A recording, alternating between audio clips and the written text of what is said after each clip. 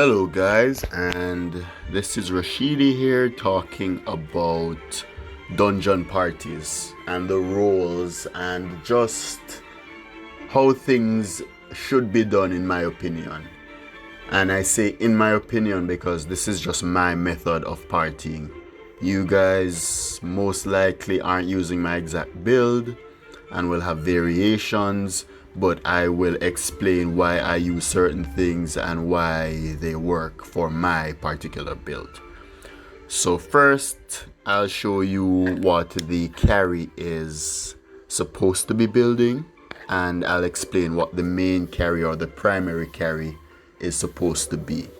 So the primary carry ideally is supposed to be the person who just clears every turn in the first turn, and that is what makes the dungeons flow. So that person, the stronger the person, the better the experience of being carried. Some dungeons need a secondary carry, and that is just someone to clean up after the primary carry is done doing their AoE. And AoE means it's going to affect a large area of mobs or a group of mobs. So that is essential, and the essential AoE specializations are Bard for Mage's Dance right here. I'm not sure if you can see me clicking it or tapping on it, but Mage's Dance, and Mage's Dance does 3,982 to 15,930 damage in my current outfit. So you realize the minimum damage is pretty much 4,000 and the maximum is 16,000. Now we'll look at Charmer, which is the other option, but for most persons it's not as good. So we look at Mage's Pavane and we see that the power of Mage's Pavane is only 800. That is a significant decrease. The maximum power is almost 24,000, which is an increase too. But you don't want to be hitting the low with the highs. You just want to be hitting consistent numbers throughout. And that is why Mage's Dance is superior. And that is why the Bard specialization is superior. Plus, it is cheaper, meaning that it is easy to switch specializations without feeling like you're wasting your Orns. And yeah, so I think I went through the primary carry role and the secondary carry role, what they're supposed to do. I'll go through the gear really quickly. So for the helmet slot, the Tarnished King's Crown or the Arisen King's Crown, I think it's called the False King's Crown now. Both really good. They gave a bit of ward, but the most important thing is the foresight, because you want to be going first. You want to be going before all the other persons as the primary carry. So the Tarnished King's Crown, you have the Heretic's Robe, and this moves the mana consumption from 80 mana for Mage's Dance to 140 mana, which, if done properly, you use all of your mana by the end of the dungeon. So that is the goal. You want to be getting stronger as you're casting without needing to stop in the middle of the dungeon to regain your mana. So that's why Heretic's Robe is really good, because it attracts an additional cost for each spell, plus it gives you a ton of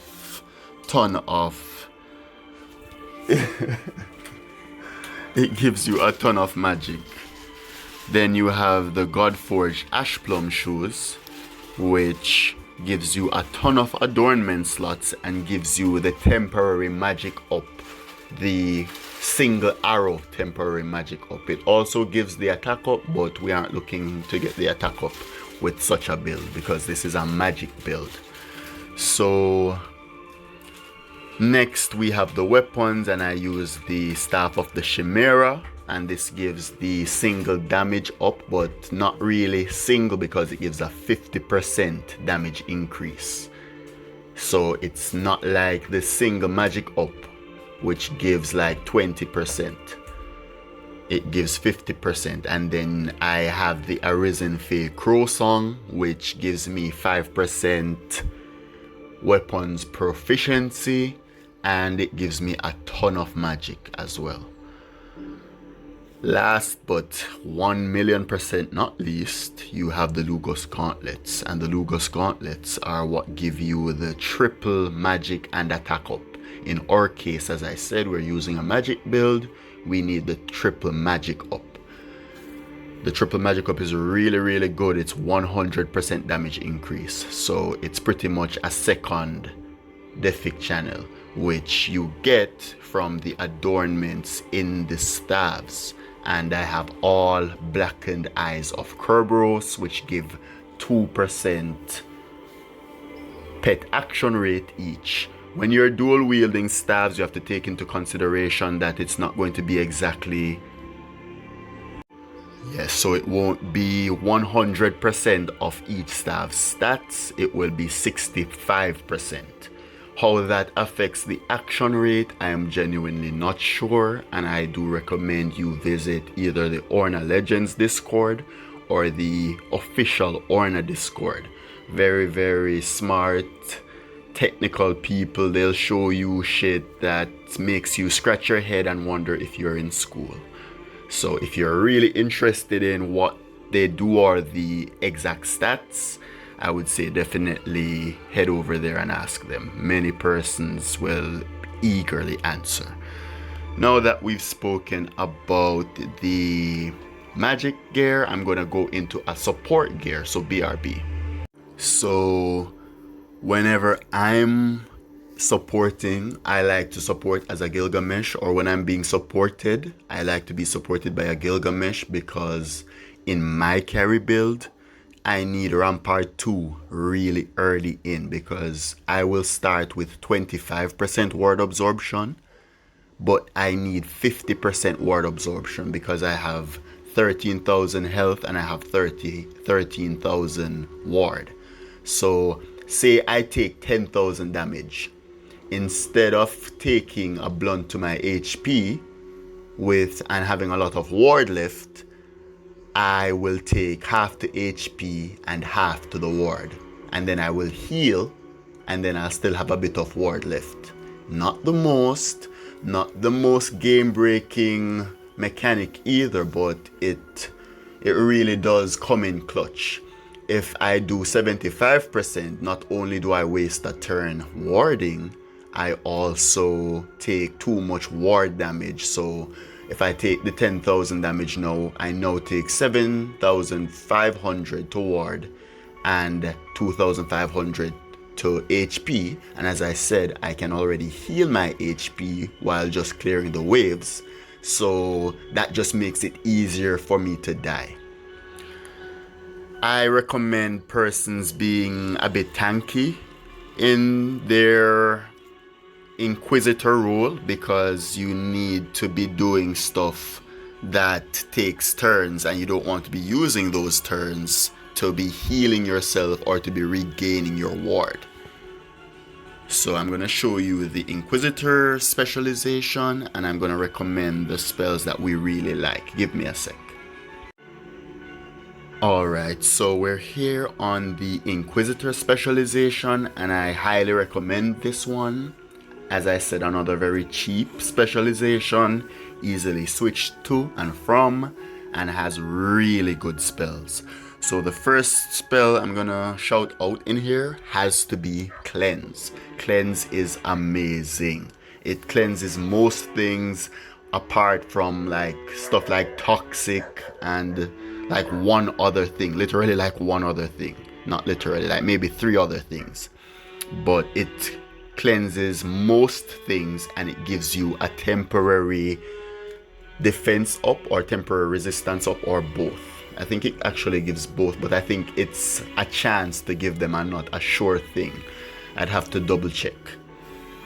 Next we have Revive 2, which honestly we're not supposed to be dying in runs, especially not tier 10 runs when everybody should have at least decent gear. If you're a starter, I'll forgive it, but I hardly play with starters anymore, so yeah, I think you should just try your best to not die, especially if you're just being the extra person in the dungeon. When you stop to use Revive 2, it takes 2 turns. And it leaves 3 persons taking the damage of everyone. I'll try to clear out the stronger monsters sometimes if it's necessary. But as I said, like 3 persons are now vulnerable. 1 is stuck in a casting loop. And 1 is very squishy, the carry. The carry is very, very squishy. So there needs not be any more squishy people in the dungeon. If you're gonna Godforge an item, you can put on 1 good Godforge gear if it isn't tanky, and then you can pretty much tank yourself up.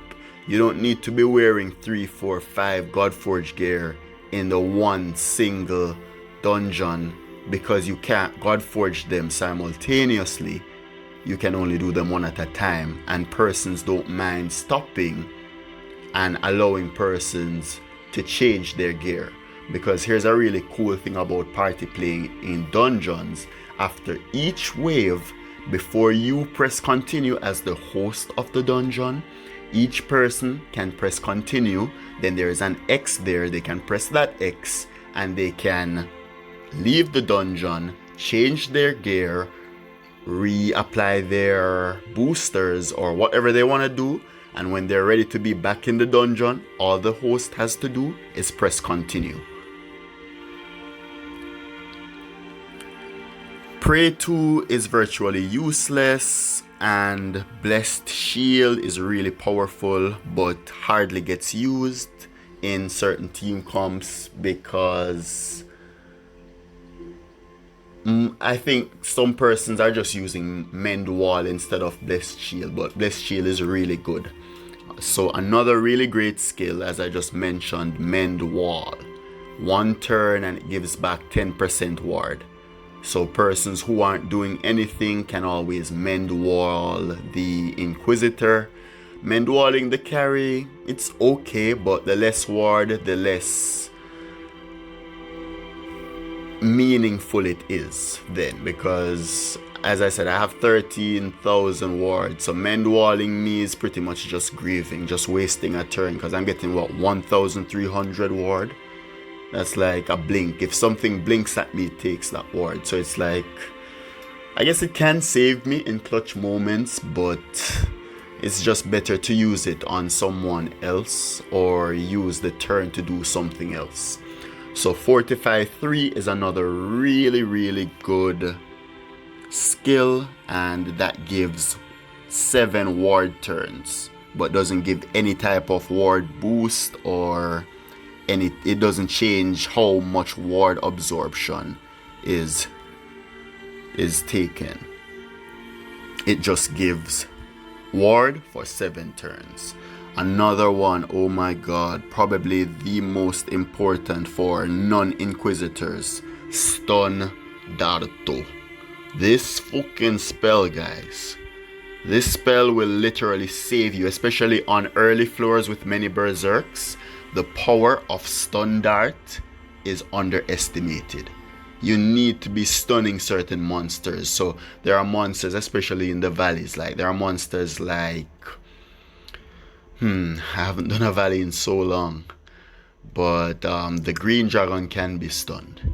The Fey Gazer, is it Fey Gazer? Great Gazer? Arisen Great Gazer can be stunned. Ronins, oh my god, yes, it's coming back to me. Ronins can be stunned. Finfolk can also be stunned. And Hydras, god, I hate them. Yes, those things can be stunned, guys. So do not sleep on Stun Dart, especially if you're being carried.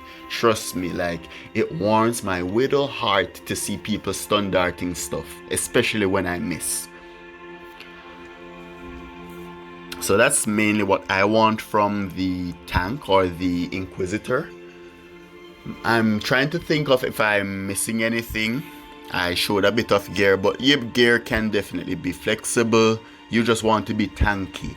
You literally just want to be as tanky as possible. You do not want these motherfuckers to be killing you while you're doing something. You don't want to be stopping. Like, you just want to be that force. That's why I really like deity. But then with deity now, you don't have the innate ward that you start with, because Gilgas start with 50% ward absorption. So the very first turn, I can get my Rampart 2 from a Gilga. So that's important to me. But as I said, this is just my method. So it might be different for other persons, because some persons who say they use the Face Chimera as their pet, those persons now need Fortify 3. And honestly, with my newest build, I think I need Fortify 3 at least once, because I've seen my ward drop now that I have the Crow Song, which I never saw that before when I was using the Arisen Feral staff. So I'm guessing my Phoenix is acting a little bit less, because I did take out about 8% or so by changing over weapons. But that 5% bonus, the 5% weapons bonus is just better to me, I think. I guess I'll know. I just recently started this build, so I'll know soon enough. Alright, another thing I think is important to talk about is the dungeons themselves and their tiers, and why you might see someone advertising a group, but you might not be able to join it. So each dungeon scales as you tier up. So if you can see a dungeon in tier 8, you can see that dungeon with tier 8 mobs in it. Persons in tier 9 can see that dungeon with tier 9s in it, as long as there is no tier 8 in the party. Because the lower the tier person, the lower the tier.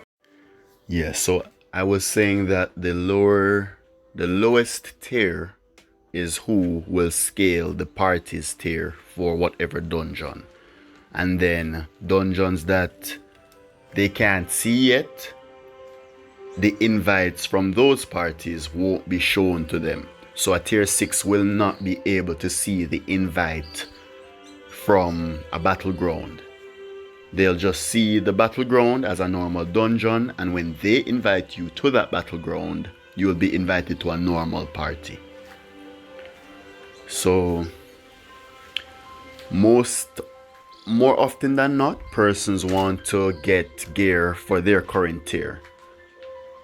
So they don't like to scale down the dungeons, because they just want to try to get as much good items as possible.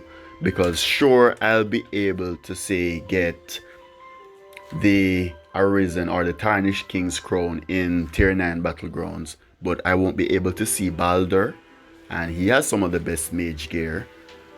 So it's like, why am I doing a tier 9 when I can do a tier 10? And it's pretty much the same effort, except 2 more floors and better gear. So that's the line of thinking persons will have. So don't take it personally if persons don't want to party with you if you're a lower tier. Just take it as the motivation you need to get stronger. That's what I did. I realize a lot of persons are getting upset with persons for not wanting to carry them, but you have to take into consideration that persons are using their time, their real life time. So every hour someone spends on Orna is taken away from their life. It's not like it's a free hour that they just get. You have to dedicate time to doing stuff. So some persons need to use their time wisely, other persons don't mind.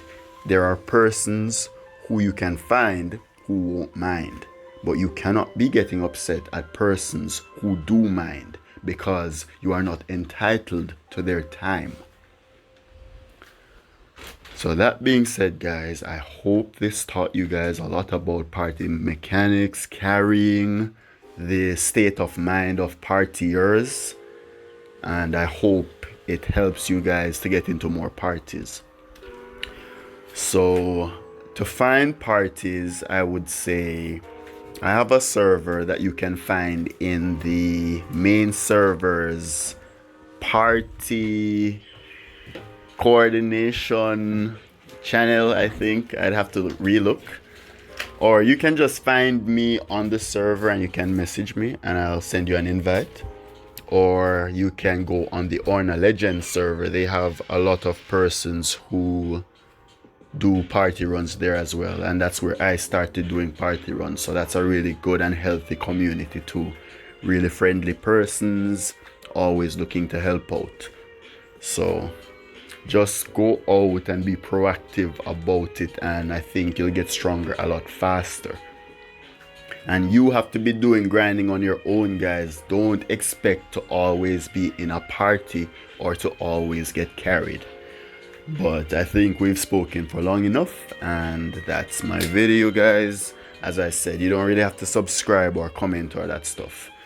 You just need to actually apply what I said in the video, and that will make me really happy. Anyway, later, guys.